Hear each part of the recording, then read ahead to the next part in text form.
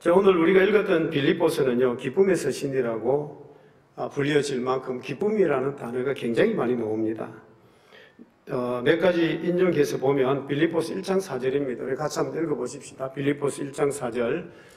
간구할 때마다 너희 무리를 위하여 기쁨으로 항상 간구하노라. 자, 여기도 기쁨으로 항상 간구한다 그럽니다. 빌립보서 2장 17절, 18절 같이 읽겠습니다. 만일 너희 믿음의 재물과 섬기 위에 내가 나를 전제로 드릴지라도 나는 기뻐하고 너희 무리와 함께 기뻐하리니 이와 같이 너희도 기뻐하고 나와 함께 기뻐하라. 또 우리 빌립보서 4장 4절입니다. 같이 읽으십시다. 주 안에서 항상 기뻐하라. 내가 다시 말하노니 기뻐하라. 예, 주 안에서 항상 기뻐하라. 내가 다시 말하노니 기뻐하라. 그러니까 사도 바울의 마음속에는 항상 기쁨이 충만했습니다. 자, 그러면 사도 바울이 어떻게 해서 이와 같이 기쁨을 충만하게 누릴 수가 있었겠습니까? 바울이 뭐 지위가 높아서 그랬겠습니까?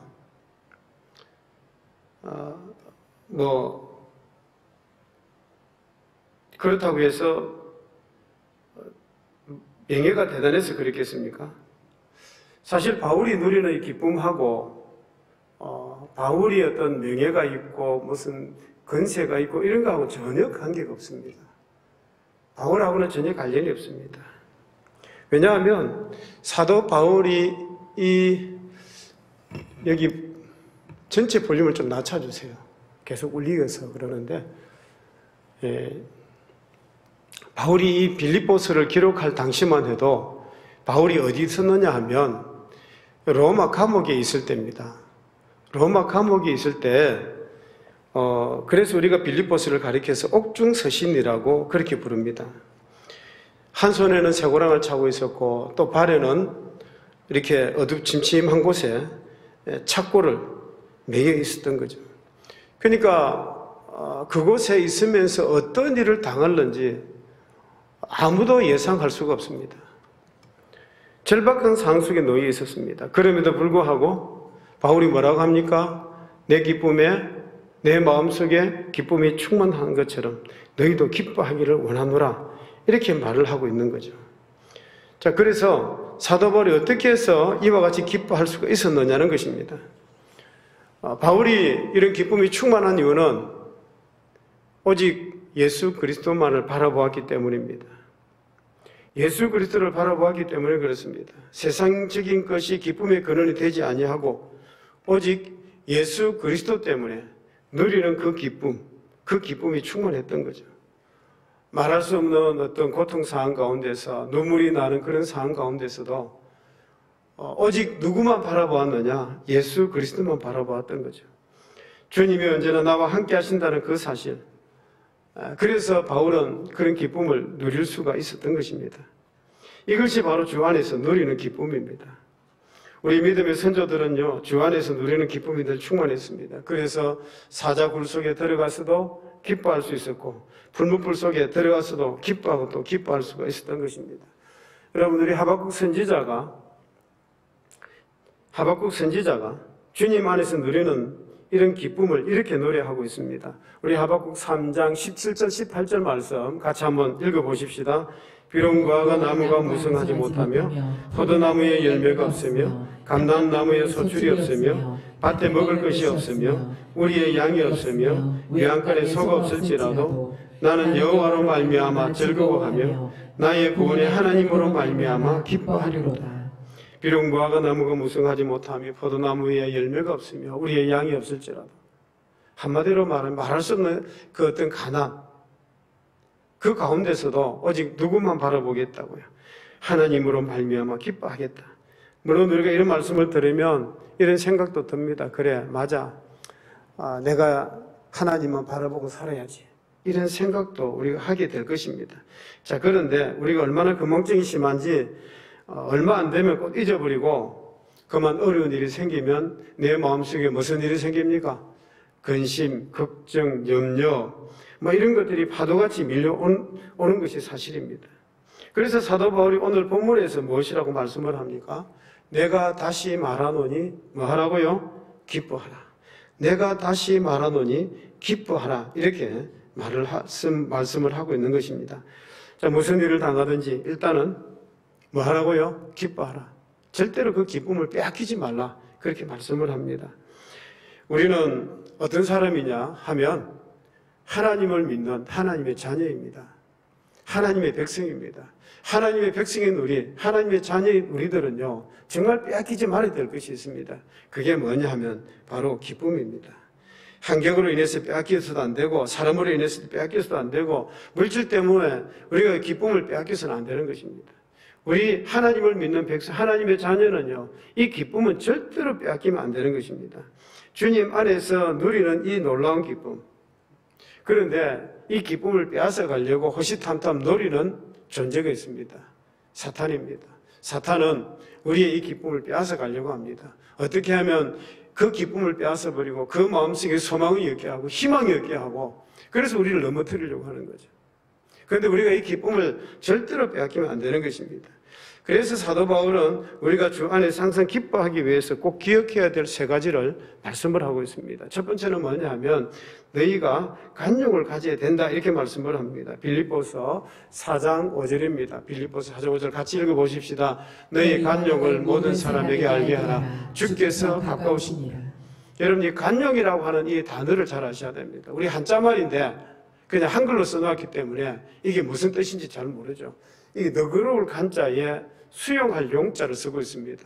다시 말하면 너그럽게 받아들이고 용서하고, 다시 말하면 좀 더 넓은 마음을 가지라는 거죠. 너희의 넓은 마음으로 모든 사람에게 알게 하라는 거죠. 여러분, 사람이 살아가면서 참 옹졸한 사람들이 있습니다. 정말 그 마음이 좁고, 그래서 항상 남들에게 시기하고 질투하는 그런 사람이 있습니다. 여러분, 우리 마음에 기쁨이 없는 이유가 뭔지 아십니까? 그 마음에 기쁨이 없는 이유는 내가 마음이 좁아서 그렇습니다. 내가 마음이 옹졸해서 그렇습니다. 우리의 마음이 바다와 같이 넓다면 왜 기쁨을 빼앗기겠습니까? 여러분, 우리가 넓은 바다에다가 돌을 한 개 던져도, 벽을 한 개 던져도 그 넓은 바다는 끄떡하지 않습니다. 그런데 우리의 마음에 누군가가 와서 돌 하나 던지고 병 하나 던지면 그걸 참지를 못하고 팍팍 화가 나고 막 그렇습니다. 왜 그렇습니까? 우리의 마음이 너무 옹졸하고 우리의 마음이 너무 좁아서 그렇습니다. 그래서 우리의 마음이 좁아서 다른 사람을 이해하지 못하고 미워하고 정우하고 모략 비방하고, 여러분, 이런 것들이 내 마음속에 탁 자리를 잡고 있는 거예요. 그러니까 기쁨이 없는 것입니다. 여러분, 사도 바울을 한번 보십시다. 사도 바울이 지금 어디에 갇혀 있다고요? 로마 감옥에 갇혀 있습니다. 그러니까 이 빌립보 교회 성도들이 이 소식을 다 들었습니다. 그래서 이 빌립보 교회는요, 사도 바울에 의해서 개척이 된 교회입니다. 그래서 이 빌립보 교인들이 사도 바울을 정말 사랑했습니다. 바울이 로마 감옥에 갇혔다는 그 소식을 듣고서 어떻게 하면 도와줄까? 참 이 늘 뒤에서 기도하고 애쓰는 성도들이 빌립보 성도들이었습니다. 바울이 어디로 가든지 항상 기도에 손을 높이 들어주고 물질로 도와주었던 교회가 바로 빌립보 교회였습니다. 여러분, 바울이 전도를 떠났다가 전도하다가 예루살렘에서 결국 잡히게 되죠. 그리고 가이사로 끌려가서 한 2년 정도 있다가 이대로 있어서는 안 되겠다. 그래서 로마 황제에게 성사를 하게 됩니다. 그리고는 배를 타고 로마로 건너가서 로마 감옥에 갇히게 됩니다. 이 소식을 들은 빌립보 교인들이 에바브로디도라고 하는 한 사람을 뽑아서, 그리고는 빌립보 교인들이 헌금을 모아서 이 에바브로디도 손으로 바울에게 전해주도록 부탁을 합니다. 그 에바브로디도가 오늘처럼 무슨 비행기를 타고 그래 가는 게 아닙니다. 한 시간 걸려서 로마까지 가서 바울을 로마 감옥에서 만나가지고 그 빌립보 교인들이 모아준 그 헌금을 전달을 해줍니다. 그 사랑을 받고 바울이 너무 감사하고 감격해서, 그래서 바울이 빌립보 교인들에게 쓴 편지가 바로 이 빌립보 서신입니다. 이 빌립보서 속에 보면 사도 바울이 자기의 사정을 참 허심탄회하게 이야기를 하고 있습니다. 우리 빌립보서 1장 12절 같이 한번 읽어보십시다. 빌립보서 1장 12절입니다. 형제들아 내가 당한 일이 도리어 복음 전파에 진전이 된 줄을 너희가 알기를 원하노라. 여기 보면 내가 당한 일이 뭡니까? 내가 당한 일이 뭐냐 하면 내가 지금 감옥에 갇힌 이 일이 오히려 뭐가 되었다고요? 복음 전파에 진전이 된 줄 너희가 알기를 원하노라. 참 우리가 이해가 안 됩니다. 아니 로마 감옥에 갇혀 있는데 그것이 무슨 복음의 진전이 되었다는 것입니까? 그런데 바울은요 오히려 복음 전파에 도움이 되었다고 그렇게 말을 합니다. 그 이유를 세 가지로 설명을 해줍니다. 빌립보서 1장 13절 같이 읽어보십시다. 13절 자 이러므로 나의 매임이 그리스도 안에서 모든 시위대 안과 그 밖의 모든 사람에게 나타났으니 바울이 로마 감옥에 갇혀 있는 것이 오히려 복음 전파에 도움이 되었다 그렇게 말을 합니다. 첫 번째가 뭐냐 하면 내가 로마 감옥에 갇혀 있으니까 그 로마 그 시위대 로마 궁전 안에 이 복음이 전파가 되더라는 거죠. 시위대 안과 그 밖의 모든 사람에게 나타났으니 바울을 지키고 있던 로마 군인들이 복음을 듣게 됩니다. 배를 타고 예루살렘에 그 배를 타고 가이사랴에서 배를 타고 로마까지 오는 동안 그 있었던 놀라운 기적들이 그 로마 사람들에게 다 퍼져버린 거예요. 죽은 사람이 살아나고 바울이 독사뱀에게 물렸는데도 죽지도 않고 살아나고 막 이런 이야기들이 막 퍼지는 거예요. 자, 그러니까 이 로마의 감옥 안에 그런 사람이 있다는 이야기를 듣고 높은 아주 이런 분들이 근세 있는 분들이 바울을 몰래 살짝 만나가는 거예요. 그럴 때마다 바울은 그 사람들에게 복음을 전하는 것입니다. 그렇게 해서 로마 상류층에 복음이 전파되는 겁니다. 우리 지금 복음의 씨앗이 30배, 60배, 100배의 결실을 맺게 되었고 나중에는 그 복음이 로마 제국에 전파되어서 마침내 로마 제국 콘스탄틴 대제에 의해서 기독교로 로마가 기독교로 국교로 그렇게 선포가 되어집니다. 이것이 바로 하나님의 섭리였습니다. 두 번째 바울이 복음에 도움이 되었다 하는 말은요. 빌립보서 1장 14절에 나옵니다. 14절 같이 읽어보십시다. 14절 같이 읽습니다. 형제 중 다수가 나의 매임으로 말미암아 주 안에서 신뢰함으로 겁없이 하나님의 말씀을 더욱 담대히 전하게 되었느니라. 자, 여러분 여기 보면 사도 바울이 감옥에 갇히게 되니까 그 동료 형제들이 더 담대하게 신뢰함으로 겁없이 하나님의 말씀을 더욱 담대히 전하게 되었다 그랬습니다. 바울이 감옥에 갇혔는데 이제 우리가 더 열심히 뛰어야 되지 않겠는가? 그렇게 해서 더 담대히 복음을 전하게 되었다는 것입니다. 바울 한 사람이 뛰는 것보다도요 많은 형제들이 뛰는 것이 훨씬 복음 전파에 도움이 됩니다. 그래서 사도 바울이 기뻐하고 또 기뻐한다는 것입니다. 세 번째가 뭐냐면 빌립보서 1장 15절의 말씀입니다. 빌립보서 1장 15절 같이 읽겠습니다. 어떤 이들은 투기와 분쟁으로 어떤 이들은 착한 뜻으로 그리스도를 전파하나니. 이 사도 바울 당시에 괜히 바울을 미워하는 사람들이 있었습니다.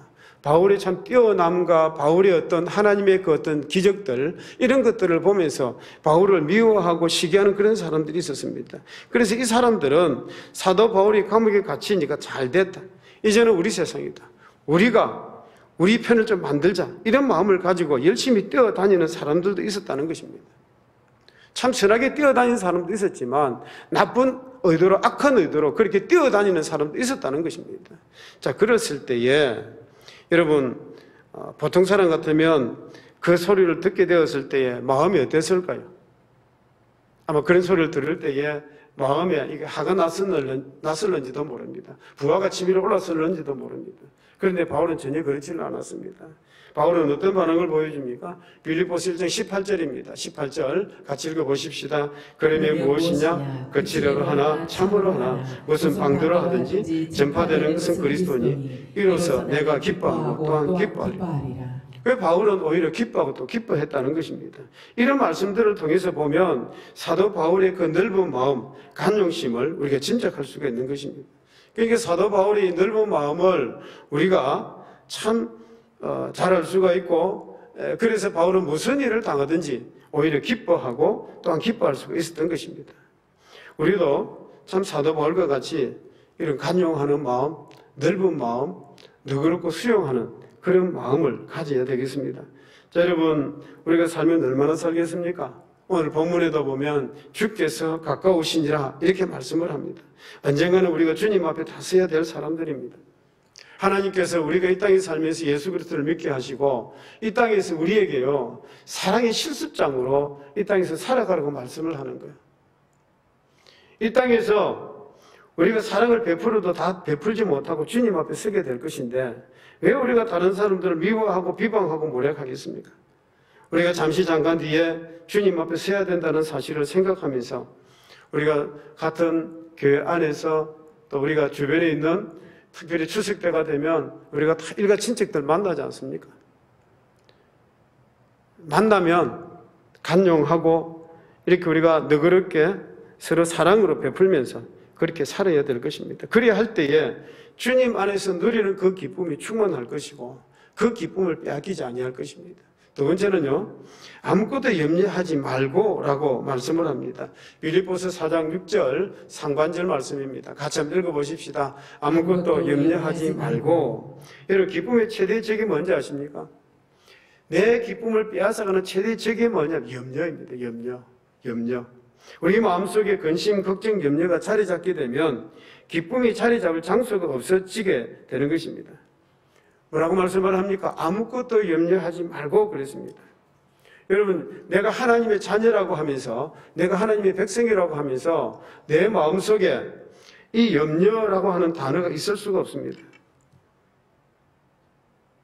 사실 우리가 살아가다 보면 현실적으로 건강의 문제도 있고 물질의 문제도 있고 경제적인 문제도 있고 자녀들의 문제도 있습니다. 염려거리가 다 될 수밖에 없죠. 그런데 우리 믿는 사람에게는 그런 거 가지고 너무 염려하지 말라는 것입니다. 예수님은 공중에 나는 새 한 마리일지라도 하나님께서 잊지 아니하시고 다 먹이신다고 말씀을 합니다. 들에 피어있는 들풀 하나도 하나님께서 잊지 아니하시고 입히신다고 말씀을 합니다. 그러면서 하물며 너희일까 보냐 이 믿음이 적은 자들아 이렇게 말씀을 합니다. 참 우리 하나님께서 자녀된 우리를 돌보시고 눈동자와 같이 보살펴 주시기 때문에 그래서 염려라는 것이 있을 수가 없는 거죠. 염려라는 것이 있을 수가 없습니다. 염려한다는 것은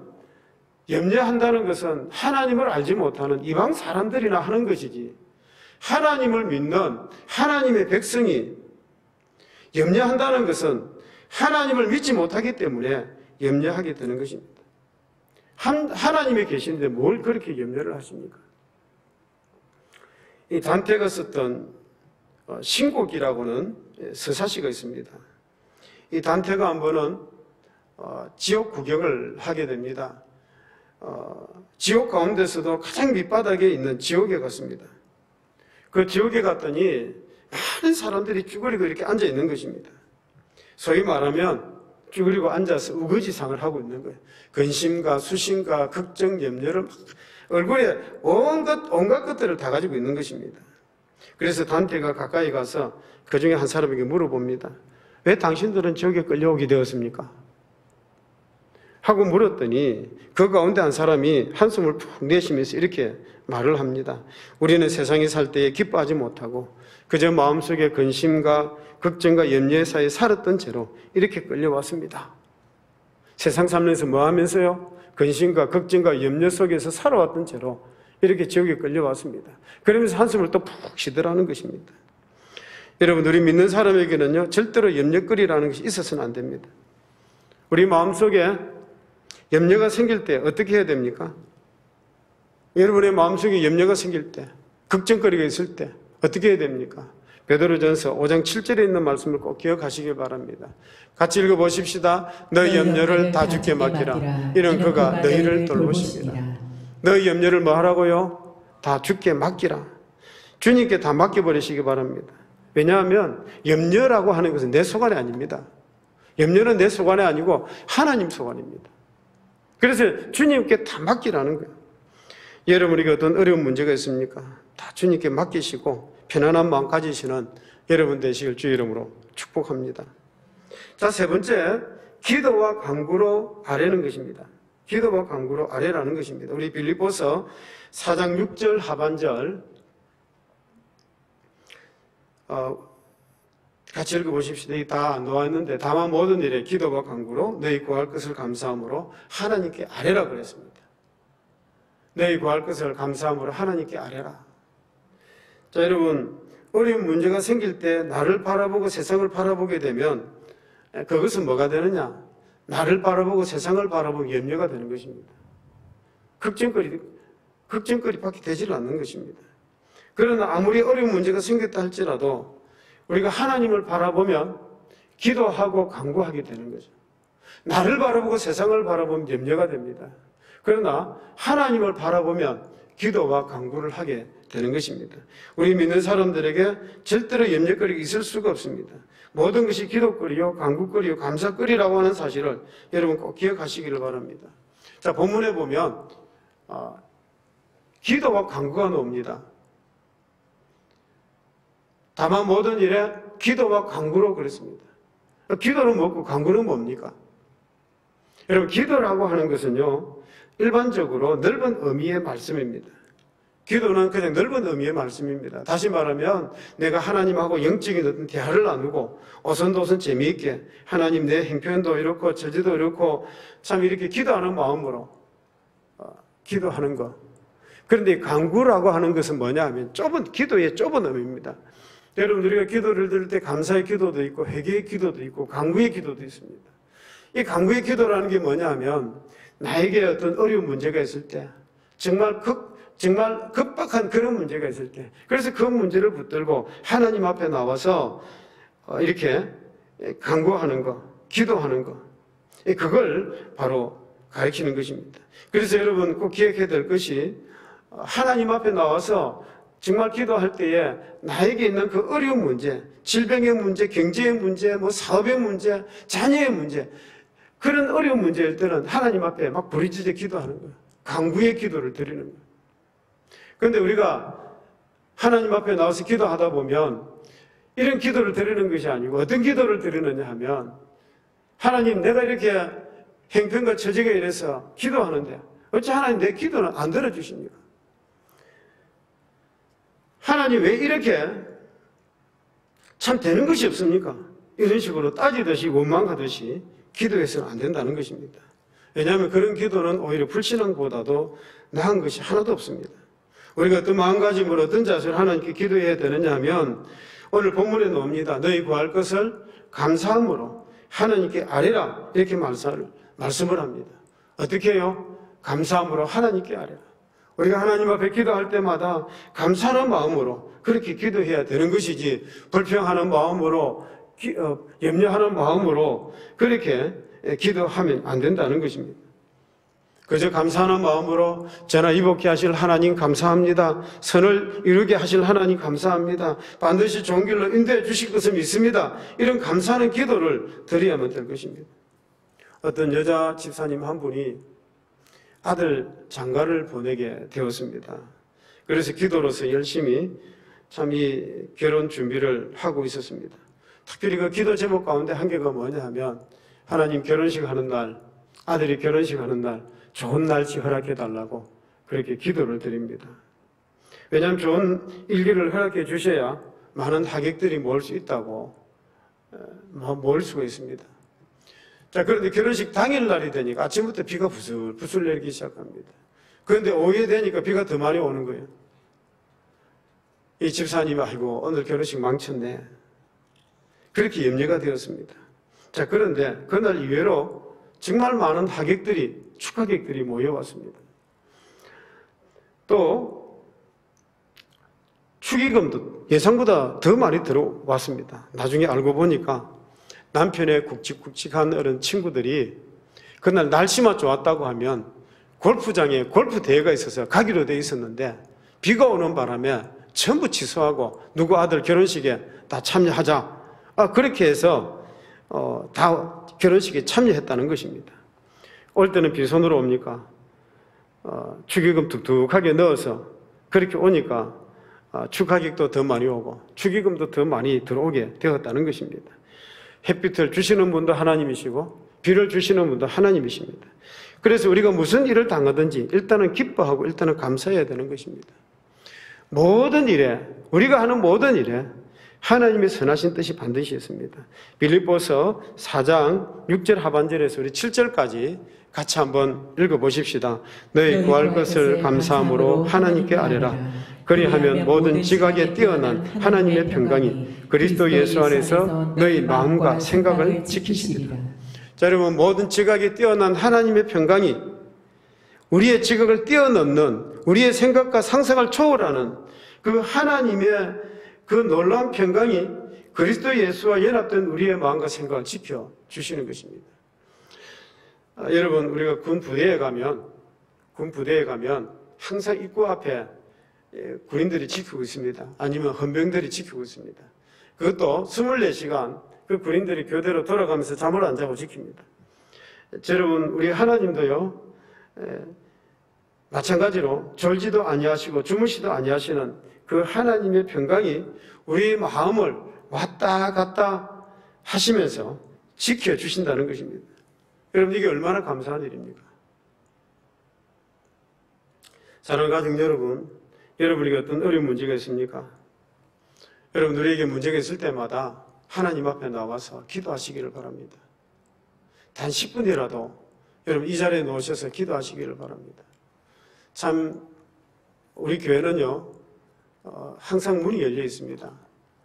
그래서 우리 교회 성도도 아닌데도 이 자리에 와서 기도하고 가시는 분들이 계십니다. 특별히 우리 성도님들 살다가 보면 걱정거리 왜 없겠습니까? 왜 염려 없겠습니까? 기도 제목들이 다 있죠. 그럴 때마다 여러분 나오셔서 하나님 앞에 간구의 기도를 좀 드려보시기를 바랍니다. 10분도 좋고 20분도 좋습니다. 30분도 좋습니다. 우리가 하나님 앞에 하나님의 자녀라고 하면서 하나님의 백성이라고 하면서 그 무거운 짐을 내가 지고 내가 해결해 보겠다고 우리가 그렇게 살아가려고 하면 정말 우리는 고생입니다. 그 옛날에 어떤 선교사님 한 분이요, 자동차로 시골길을 가고 있었습니다. 근데 어떤 할머니가 저 앞에 서서 머리에다가 무거운 짐을 지고 그렇게 서 있는 겁니다. 그래서 차를 그 앞에 싹 대고 전도도 할 겸 할머니 앞에 할머니 어디 가세요? 하고 물었습니다. 그러니까 어디 간대요. 그러면 내가 태워드릴 테니까 할머니 타세요. 그래서 차를 탔습니다. 차를 타고 가는데 이 뒤를 힐끔 거울로 힐끔 보니까 할머니가 머리에 짐을 그냥 지고 있는 거예요. 그래서 선교사님이 할머니 그 짐을 옆에 내려놓으세요. 그러니까 아이고 선교사님 내가 탄 것도 미안한데 어떻게 짐까지 그렇게 태울 수 있겠느냐고. 여러분, 우리가 예수님을 믿어도 참 이런 식으로 예수님 믿으면 안 됩니다. 우리에게 어떤 어려운 일이나 무거운 짐이 있을 때 그 짐을 우리가 누구에게 맡긴다고요? 하나님께 맡기는 겁니다. 하나님께 맡기는데 그 맡기는 것을 우리가 어떻게 합니까? 주님 앞에 나와서 간구하고 부르짖어 기도하는 거죠. 하나님 앞에 나와서 간구하고 기도할 때에 하나님 알아서 좀 해결해 주십시오. 하나님 이 짐은 내가 도저히 내 수반이 아닙니다. 내가 해결할 수 있는 게 아닙니다. 하나님이 도와주셔야 되겠습니다. 자, 여러분 그렇게 하나님 앞에 나와서 구체적으로 한번 맡겨보시기를 바랍니다. 우리 예수님께서 분명히 우리에게 이렇게 말씀을 합니다. 수고하고 무거운 짐진 자들아 다 내게로 오라. 내가 너희를 뭐 하리라? 쉬게 하리라. 약속하셨지 않습니까? 그 약속의 말씀 붙들고 여러분 주님 앞에 그 문제를 구체적으로 맡기시는 여러분 되시기를 주의 이름으로 축원합니다.